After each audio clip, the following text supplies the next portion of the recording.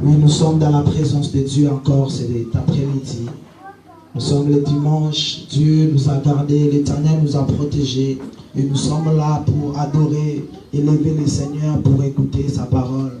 Aujourd'hui, nous allons passer un moment dans la parole et après, nous laisserons un temps pour la prière.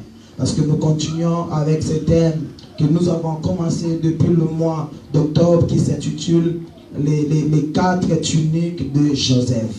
Les 4 tuniques de Joseph. Le premier dimanche, nous avons parlé sur la première tunique où nous avons dit c'était la tunique de plusieurs couleurs.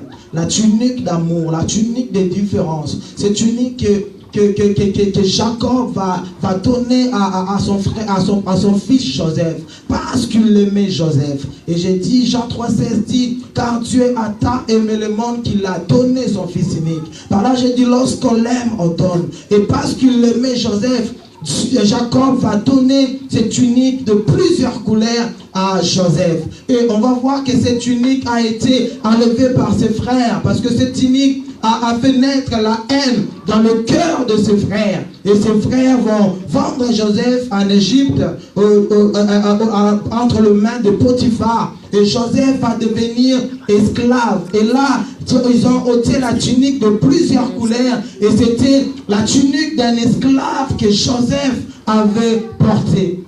Et après cette tunique de l'esclave, on voit la Bible dit que Joseph était dans la maison de Potiphar. Mais tant même que Joseph était esclave dans la maison de Potiphar, la Bible dit que Dieu était avec Joseph. Par là, nous faisons la différence entre le désert que Dieu te fait passer et le désert que l'ennemi te fait passer. Le désert que Dieu me fait passer, la différence sera que l'Éternel sera avec moi dans ce désert. Lorsque Dieu a dit à Moïse de conduire les enfants d'Israël par le désert, la Bible dit que la journée, l'Éternel était avec eux comme une colombe de nuée. Et le soir, Dieu était là comme une colombe de feu en train de conduire Israël. Je dis que lorsqu'on traverse des moments, certes des moments durs, c'est des moments de souffrance, c'est des moments qu'on ne peut pas souhaiter à un homme, mais ce sont dans ce genre de moments, si Dieu permet que tu puisses traverser ce genre de moments, Dieu lui-même sera avec toi. Alléluia.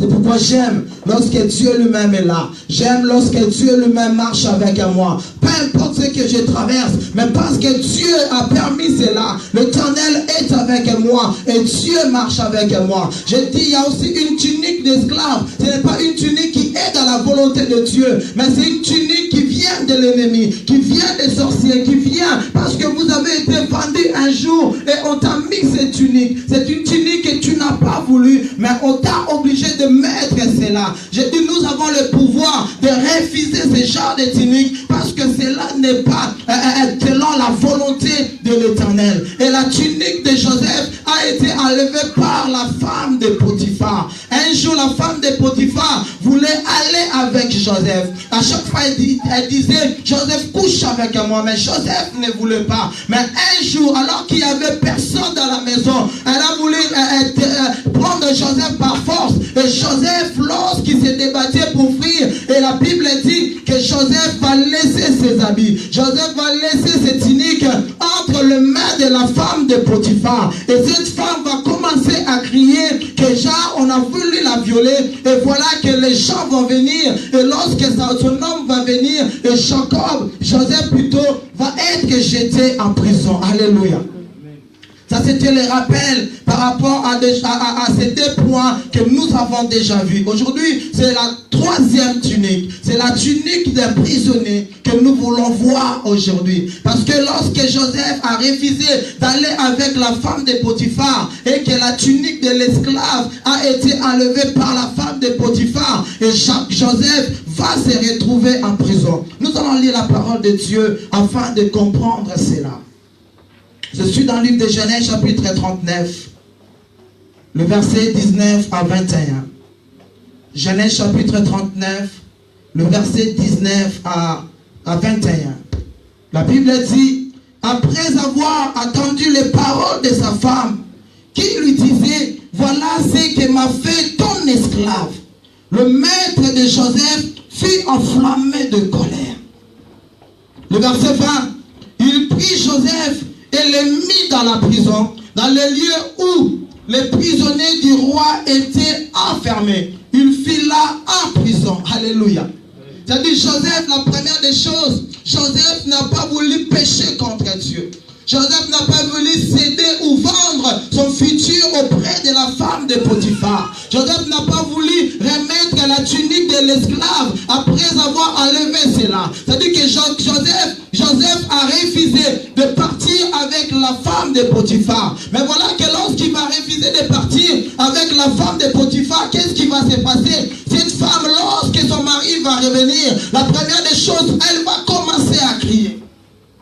Elle va crier, regarde ce que ton esclave m'a fait aujourd'hui. Ton esclave a voulu me violer aujourd'hui. Or, Joseph n'a jamais voulu violer cette femme. Du reste, Joseph n'a jamais voulu pécher avec cette femme. Et du reste, parce qu'il n'avait pas voulu d'aller avec cette femme, la Bible dit que la colère de cet homme va s'enflammer. Cet homme, Potiphar, va se mettre en colère. Et ce que Potiphar va faire, c'est quoi? Parce que Joseph, pour lui, Joseph avait touché sa femme. Potiphar va jeter Joseph en prison. Mais j'aimerais qu'ensemble avec vous, que nous puissions méditer là-dessus. Il va se retrouver en prison, simplement parce qu'il a voulu pécher. Il nous arrive aussi des fois de refuser les propositions de l'ennemi. Et parce qu'on refuse ce que l'ennemi nous propose, des fois il nous arrive de se retrouver dans le lieu où on n'a jamais désiré. Lui qui était le fils aimé de son père Jacob, lui qui portait un jour la tunique de plusieurs couleurs, il n'a jamais voulu être esclave, mais voilà qu'il va se retrouver esclave. Même dans cet état d'esclave, Joseph marchait toujours avec Dieu. Joseph craignait l'Éternel. Et cette souffrance de l'esclavagisme, c'est comme si cela n'était rien. Et Joseph va se retrouver en prison. Je me mets cet après-midi à la place de Joseph. Si j'étais Joseph, qu'est-ce que j'allais dire ce jour-là? Seigneur, moi je fuis le péché à cause de toi. Si je me retrouve enseigné à cause de toi. Du reste, des fois, il y a une voix qui nous parle dans nos cœurs. Regarde, si tu étais parti avec cette femme, tu n'allais pas se retrouver en ce lieu. Regarde, parce que tu as refusé d'aller avec cette femme, tu te retrouves aujourd'hui en prison. Tu vois, il y a une voix qui nous parle pour nous démontrer que ce que nous avons fait, cela était mal. Il fallait céder. Mais Joseph n'a pas cédé. Il nous arrive aussi de nous retrouver dans ce genre de moments. Mais laissez-moi vous dire ceci. Lamentation, le verset 3, le chapitre 3, le verset 37, dit ceci. Il dit, qui dira qu'une chose arrive sans que le Seigneur l'ait ordonné? Qui dira qu'une chose arrive sans que l'Éternel l'ait ordonné? Toute personne qui marche avec Dieu, qui a Dieu, qui assure que l'Éternel est dans sa vie, peu importe la situation qu'il traverse, il doit se dire, parce que Dieu est là, certainement ce que je traverse est dans sa volonté. Joseph, lui qui était fort, Joseph avait la promesse de Dieu. Joseph savait où Dieu l'amenait. Et lorsqu'il va se retrouver dans la prison, mais Joseph, parce qu'il tenait à Dieu, Joseph savait que rien ne peut lui arriver si l'Éternel ne le permet. Alléluia. Il y a des choses qui nous arrivent, mais c'est Dieu qui les permet. Des fois tu as refusé le péché, des fois tu as refusé de céder. Au lieu que les bonnes choses arrivent, mais ce sont les mauvaises choses qui arrivent dans ta vie. Des fois on a envie d'abandonner, des fois on a envie de céder. Mais j'ai compris que dans ces royaumes, dans ce monde, vaut mieux vivre avec l'Éternel, même avec un pain sec. Vaut mieux marcher avec l'Éternel qu'avec de gros morceaux de viande sans l'Éternel des armées. Alléluia. Vaut mieux marcher avec Dieu. Oh, je suis venu dire à quelqu'un, tu peux tous les jours manger la nourriture du resto du cœur, mais être avec Dieu. Un jour, ce Dieu-là te fera manger dans des palaces, simplement parce que tu as refusé de manger la nourriture que l'ennemi te présente. Mais souvent, lorsqu'on voit les propositions de l'ennemi, laissez-moi vous dire, tout ce qui brille n'est pas de l'or. Ce n'est pas parce que la chose semble être tellement bonne que tu vas te dire que réellement c'est ça. Non. Laissez-moi vous dire, un jour, Élie était quelque part et Élie attendait Dieu. Il y a eu un tremblement de terre. Élie a dit non, certainement ça c'est l'Éternel. Et lorsque Élie va s'approcher, Dieu n'était pas dans le tremblement. Alléluia. Et après un temps, il y a eu un fort bruit. Élie a dit non, ça c'est Dieu. Lorsque Élie va s'approcher, mais Élie va se rendre compte que Dieu n'était même pas dans ce bruit. Il y a eu un tremblement de terre, il a dit non, ça c'est l'Éternel. Mais lorsqu'il va s'approcher, Dieu n'était pas dans le tremblement de terre. Mais après un temps, il y a eu un grand silence. Et l'Éternel était là. Alléluia. C'est là où moi j'appelle le mystère de Léa. Le mystère de Léa, c'est le mystère où la femme est rejetée, donc à partir d'elle est sorti Judas. Judas, l'ancêtre de Jésus-Christ. Des fois, il y a des choses que nous refusons, mais c'est dans ces choses-là qui est cachée la gloire de l'Éternel. Joseph s'est retrouvé dans la prison, mais simplement, laissez-moi vous dire, cette prison était le chemin pour arriver à la gloire. Pourquoi? Parce qu'on ne lui a pas jeté n'importe où, non. Ce n'était pas la prison de peuple quelconque, non, mais c'était la prison du roi. Élévation de prison. Mais laissez-moi vous dire, la prison du roi est différente de la prison de peuple quelconque. Parce que la prison, on va dire Makala, que tout le monde entre, c'est une prison qui n'est pas réellement contrôlée. Mais la prison du roi, c'est une prison qui a où il y a la haute sécurité. C'est-à-dire que tu ne peux pas fuir. C'est une prison où ce sont des hommes qui ont offensé le roi et qui sont jetés dans la prison. Mais je me dis, Joseph n'avait pas offensé le roi. Mais Joseph va se retrouver en prison. Par là, j'ai compris, il n'avait pas offensé le roi, mais il était appelé à travailler auprès du roi. Alors que, oh Dieu, au lieu de faire entrer Joseph dans la palace du roi, mais il commence à faire chanter à Joseph dans la prison du roi. Alléluia. Mais celui qui a la révélation doit savoir, j'enlève simplement la prison, mais moi je vois que le roi. C'est-à-dire, c'est que Dieu m'a montré comment ça s'est réalisé. Il y a des signes qui montrent que la chose se réalise. Vous savez, tu dois comprendre quelque chose. Tes ennemis feront toujours des erreurs dans leur vie. Or, l'erreur que Potiphar avait fait, c'est de jeter Joseph dans la prison du roi. Pourquoi? Parce qu'il était tellement en colère. Il a dit non, cette colère-là, je dois jeter Joseph, pas dans une prison quelconque, non, mais c'est dans la prison du roi. Mais laissez-moi vous dire, il était difficile pour une personne qui est dans la prison du roi d'en sortir vivant. Pourquoi? Parce qu'il y avait le cœur du roi dedans. Laissez-moi vous dire, plus tard on comprendra les deux personnes que Joseph a donné l'explication du songe. Il y a une personne qui a été élevée, mais une autre personne qui a été pendue. Parce que dans la prison du roi, tu ne peux pas entrer comme ça et sortir comme ça, non. C'est une prison qui est difficile, c'est une prison qui est dure. Mais Joseph savait que dans cette prison, Dieu est en train de marcher avec moi. Tes ennemis, j'ai dit, dans leur colère, feront toujours des erreurs. Amen. Alléluia. Amen. Et je dis, chaque mauvaise chose qu'ils feront sera toujours un pas vers la gloire. Chaque mauvaise chose, chaque chose que tes ennemis feront, seront toujours un pas vers la gloire. Or, ils passeront te faire du mal, mais à chaque fois, Dieu transformera cela en bien. Amen. Et dirait, c'est depuis cet homme-là, sa tête a été écrasée à Golgotha, il raisonne plus bien. Le diable. Amen. Il est toujours dans la confusion. C'est pourquoi lorsque Jésus-Christ est né, au lieu de chercher où il y avait Jésus, il commence à tuer tous les petits enfants. Parce qu'il ne savait pas précisément où se trouvait Jésus. J'ai dit, on peut voir ton étoile, mais on ne peut pas connaître les détails de ton élévation, le détail de ton succès, le détail de ta gloire. Alléluia. Ils voient l'étoile, mais ils ne savent pas par où Dieu passera, en fait, pour accomplir ce qu'il a décidé de faire dans ta vie. Alléluia. Ça, c'est des choses que le diable fera. C'est des erreurs que le diable fera toujours dans sa vie. C'est pourquoi le psaume chapitre 110, le verset 1, la Bible dit ceci: assis-toi à ma droite jusqu'à ce que je fasse de tes ennemis ton marchepied. Alléluia. Par là, j'ai compris ceci. C'est pourquoi la Bible dit, aimez vos ennemis, priez pour vos ennemis. Des fois, on ne comprend pas ce que ce verset veut dire. En réalité, celui qui t'aime ne te fera jamais arriver à la place où Dieu a décidé pour toi. Non. Jacob aimait Joseph, mais l'amour de Joseph, de Jacob pour Joseph, n'a pas fait que Joseph puisse devenir gouverneur en Égypte. Non. Mais c'est ça la haine de ses frères qui a fait que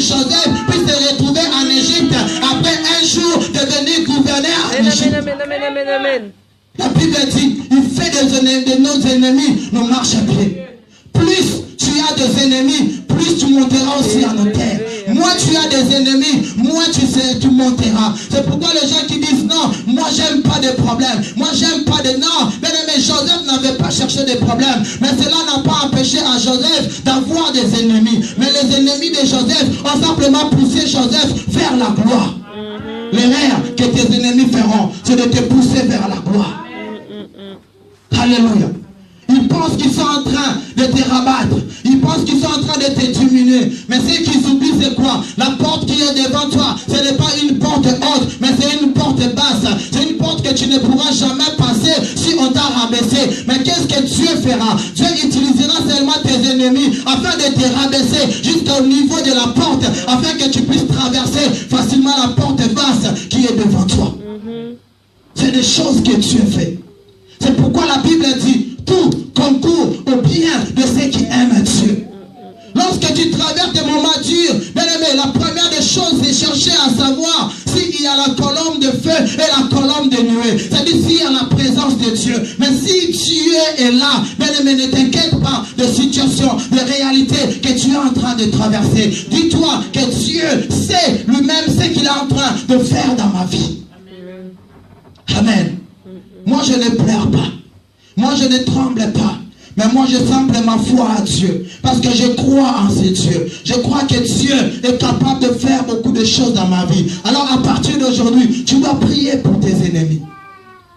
Alléluia. Et du reste, tu ne dois plus dire que mes ennemis vont maigrir. Non. Mais moi, ma prière est que mes ennemis soient en bonne santé. Afin de voir réellement ce que Dieu fera dans ma vie. Parce que s'ils maigrissent, ils seront faibles d'ouvrir même leurs yeux. Mais s'ils sont en bonne santé, ils verront ce que Dieu est en train de faire dans ma vie. Désormais, je ne dirai plus que mes ennemis maigrissent. Non. Je prierai pour eux afin qu'ils soient en bonne santé. Qu'aucun de mes ennemis puisse mourir. Afin de voir lorsque je serai dans la gloire, lorsque je porterai la tunique du gouverneur, que Potiphar ne meurt pas, que la femme de Potiphar ne meurt pas, parce qu'ils me verront porter la tunique du gouverneur. Preach! Alléluia. Joseph en prison maintenant. La prison du roi. Enfermé dans cette prison du roi. Je suis dans le livre de Genèse chapitre 40. Genèse chapitre 40, le verset, je vais rapidement parce qu'on doit prier. Genèse chapitre 40, le verset 1 à 2.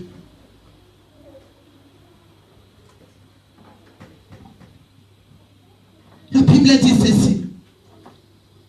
Alors après ces choses, il arriva que les chansons et les panetiers du roi d'Égypte offensent leur maître, le roi d'Égypte.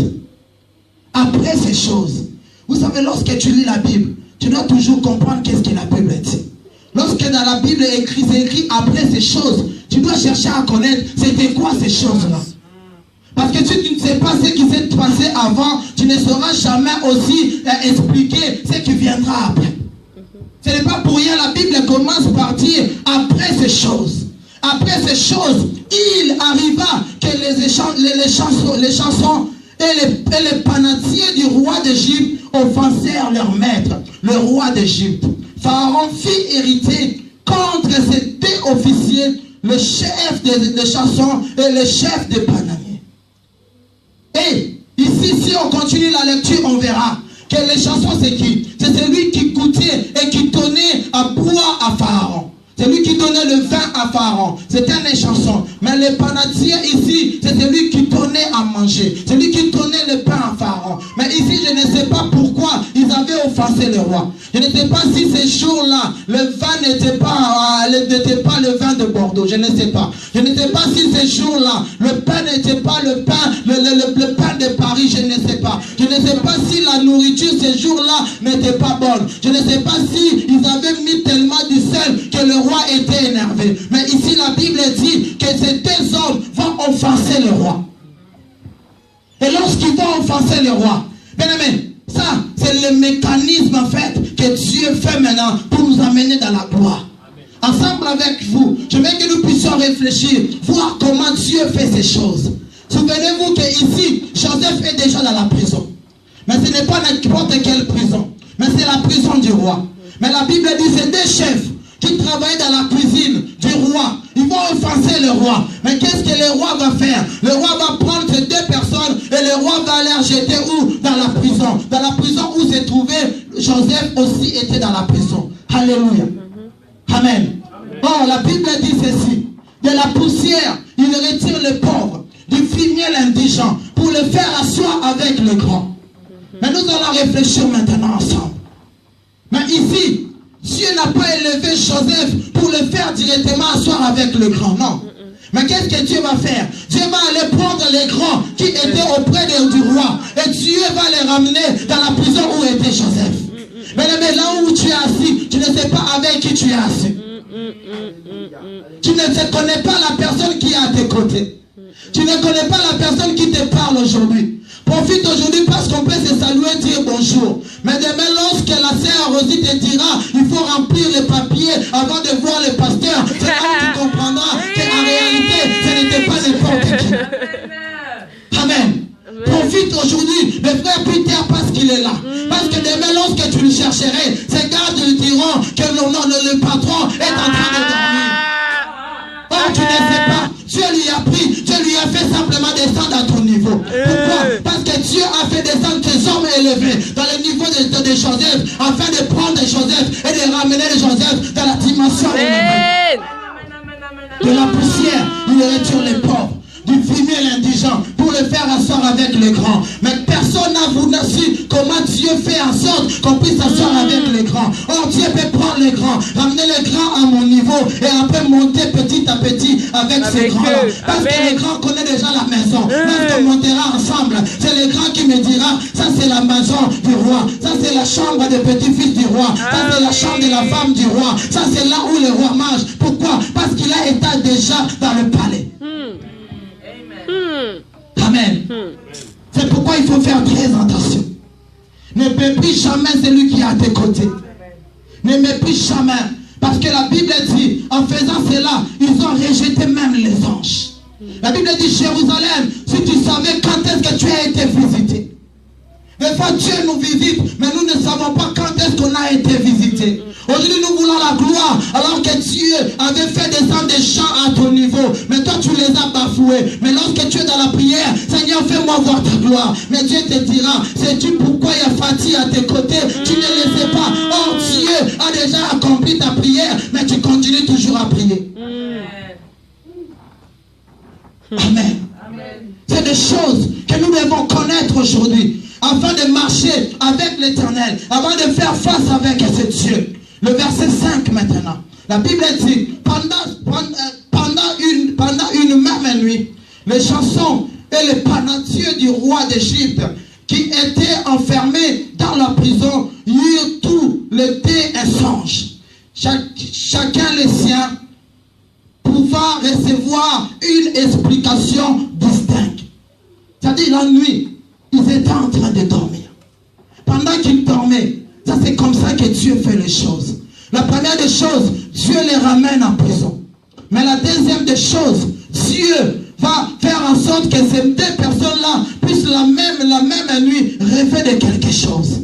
Or, ce qu'ils avaient rêvé, il n'y avait personne pour expliquer cela. Or, Dieu avait mis en Joseph la chose en fait, afin d'expliquer les songes. C'est-à-dire Dieu permet toujours des choses. Dieu est un metteur en scène. Il sait comment faire des choses. Dieu c'est comme quelqu'un qui veut faire un film. Il a déjà les projets. Il connaît déjà le début du film et la fin du film. Il sait par où la terre va passer et qu'est-ce que la terre dira. Dieu connaît tout. Nous sommes face à un Dieu qui nous connaît. Et la Bible dit, lorsqu'ils vont rêver, la première des choses, ils vont venir auprès de Joseph, afin que Joseph puisse leur donner l'explication de ces choses. Mais la Bible dit, Joseph va expliquer à eux deux, le rêve, le songe de les sachants était qu'il devait retrouver son poste. Mais celui des panatiers, il devait être pendu. Amen. Alléluia.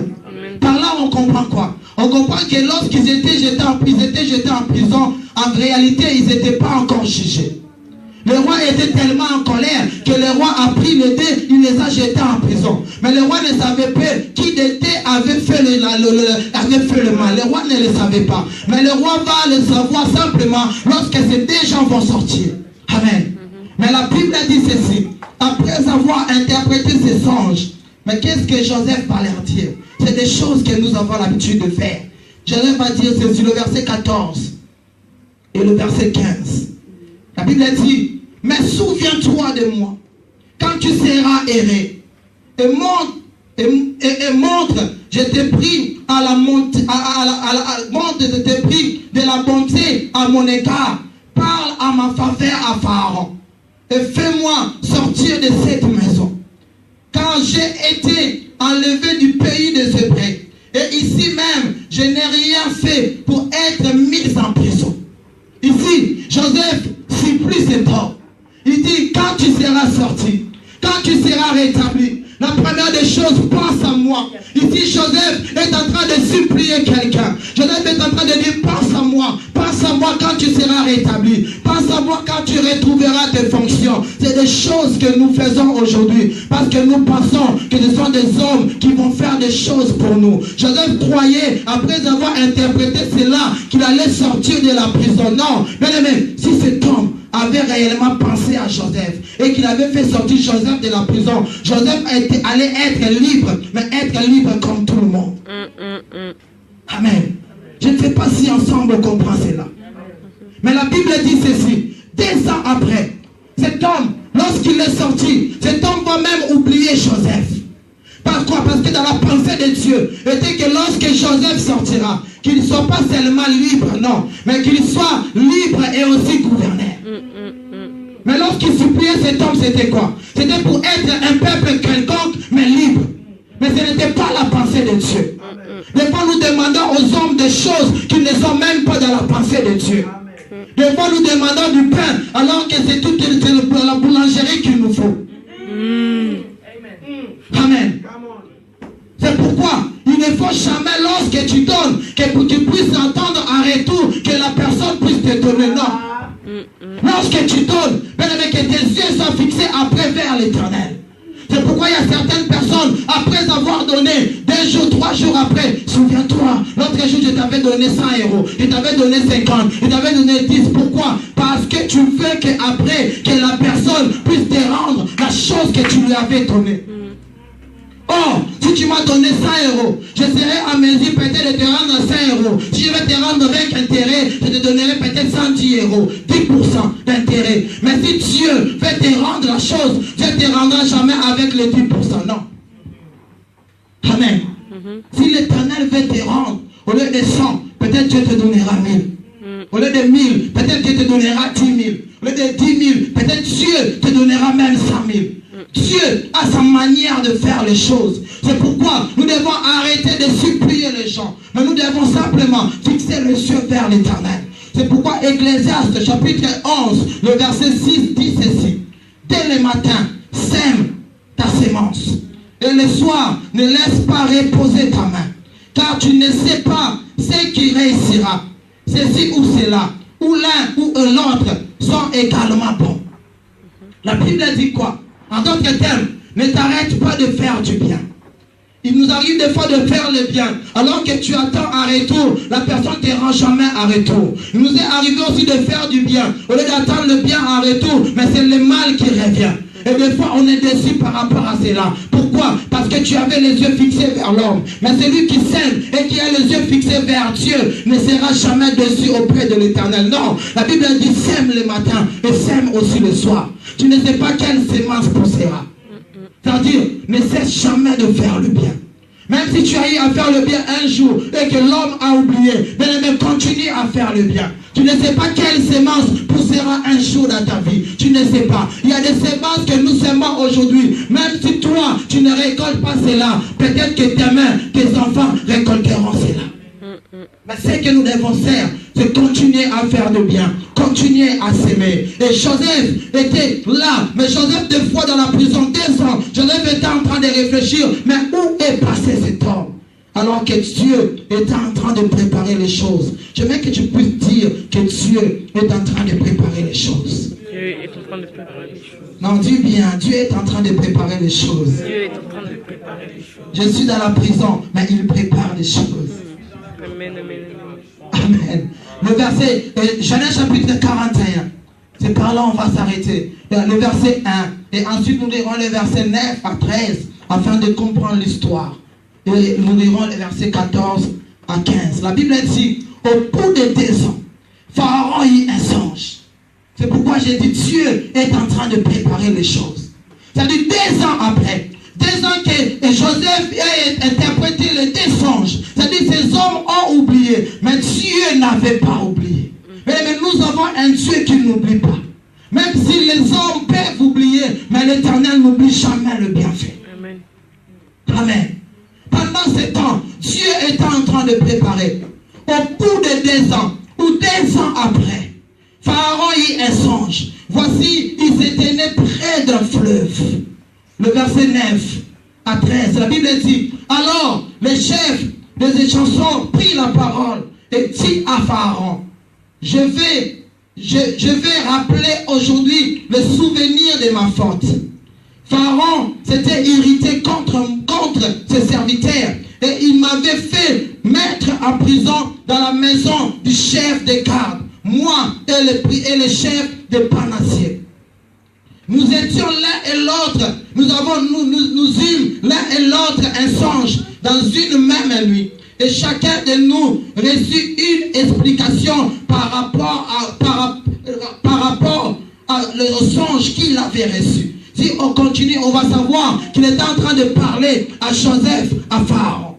Ici, l'homme qui avait oublié. Mais face à Pharaon, lorsque Dieu va faire en sorte que Pharaon puisse avoir aussi un songe, Pharaon avait des magiciens, Pharaon avait des personnes, des sages pour interpréter les songes, mais personne n'était en mesure d'interpréter les songes. Mais il y avait une personne qui était en mesure d'interpréter ces songes. Il n'était pas dans le palais royal, mais il était en prison.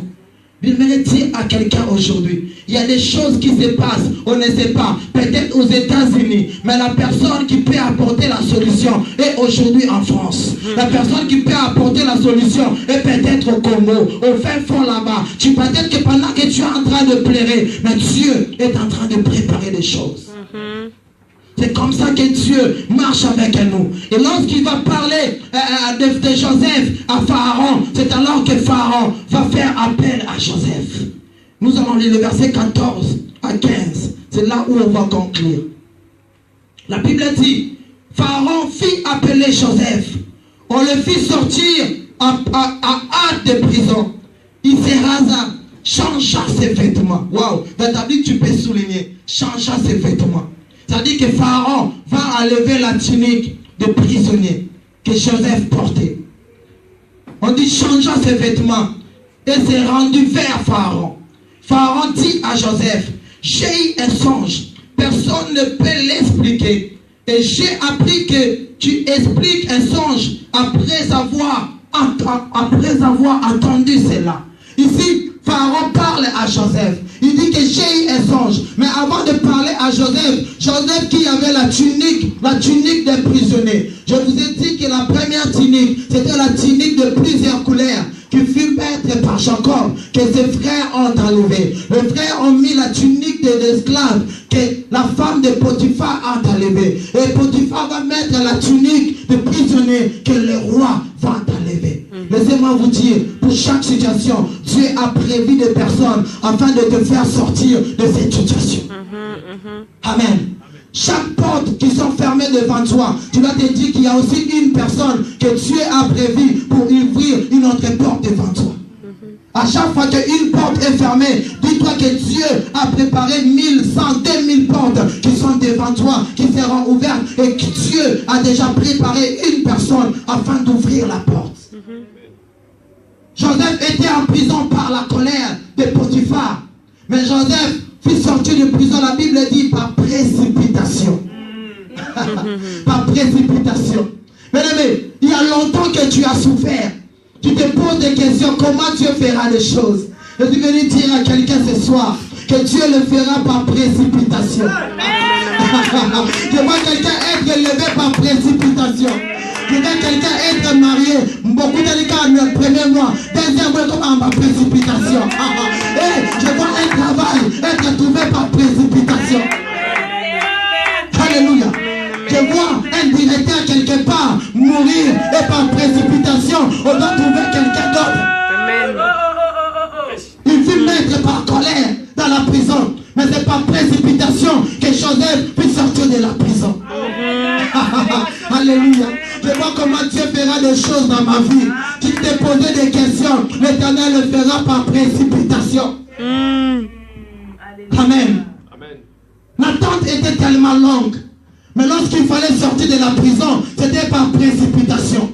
Je ne crois pas que Joseph avait signé ses registres pour sortir, non. Parce que ça, c'était l'histoire du roi. C'est le roi qui a envoyé. Il n'y a pas de protocole à faire. Lorsqu'on posait des questions, d'où vas-tu? C'est le roi qui m'a appelé. Par précipitation. C'est des choses que Dieu fera avec nous. Mais j'aimerais comprendre par là. Et j'ai compris que la chose qui a fait sortir Joseph de l'Égypte, c'est la chose qu'il avait reçue depuis qu'il était dans la maison de son père. Et c'est la chose qui a fait même naître la haine dans le cœur de ce frère. Et même c'est la même chose qui a fait que Joseph dans la prison, que cela puisse le faire sortir de la prison. C'était l'interprétation des songes. La Bible dit ceci: Dieu ne se répand jamais de ses dons. Lorsque Dieu donne, l'Éternel donne. Alors tu dois prendre soin de la chose que Dieu t'a donnée. Parce que des fois tu te poses des questions. Comment Dieu fera la chose? Bien aimé, Dieu fera seulement ce que Dieu a déposé en toi. La chose que tu as, c'est la chose qui te fera sortir de la prison. C'est l'interprétation des songes qui a fait sortir Joseph de la prison. Alors garde ce que Dieu a mis en toi. Si c'est le don de chanter, bien aimé, garde bien cela. Si c'est le don même de modérer, garde bien cela. Si c'est le don de prêcher, garde bien cela. Quelle que soit la chose que tu as, tu dois protéger cela. Parce que c'est la chose par laquelle que Dieu te fera du bien. Des fois, on ne sait pas par où Dieu passera. Mais tu cherches à gauche, à droite. Or, la chose qui te délivrera, la clé c'est à l'intérieur.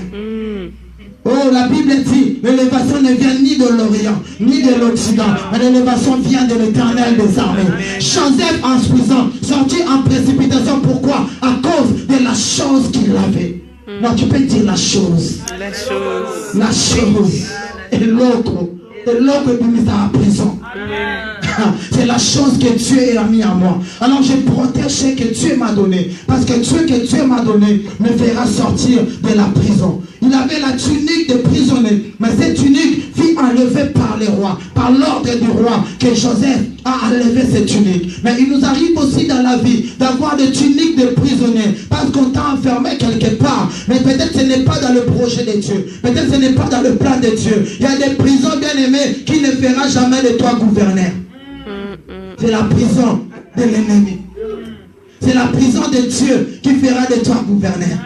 Mais la prison de l'ennemi ne fera jamais de toi prisonnier. Et tu ne sortiras jamais en précipitation. Et de cette prison-là, que cet après-midi, que nous voulons refuser. Une prison qui me servira de rien, j'en avais pas. Une tunique qui me sert de rien, je n'en avais pas.